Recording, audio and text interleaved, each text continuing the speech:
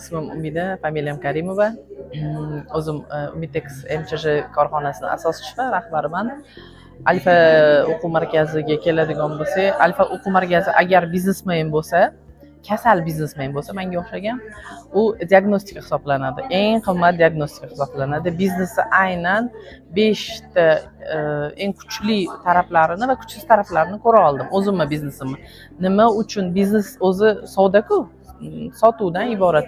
Nima uchun sotuv bo'lmayotganligi va nima uchun xodimlarni jalb qila olmasligim va xodimlarni utechka deydi-yu, oqimi kamayishi va ko'payishi bo'lgan juda ham katta. Motivatsion joylari ham bor. Biznes psixologiyasi yoqdi ko'proq. Shahlo xonim bilan o'qiganda. Keyin bilasizmi, o'taman o'zimga nima oldim?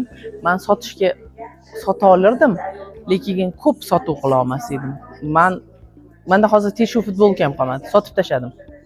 O'sha qizni darsidan keyin, aynan 3-darsdan keyin sotuvchilik qobiliyati uyg'ondi desa ham bo'ladi.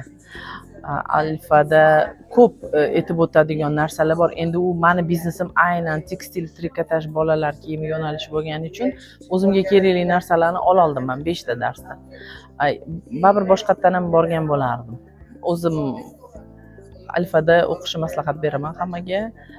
Juda ham katta natijalar bo'ladi, 100%.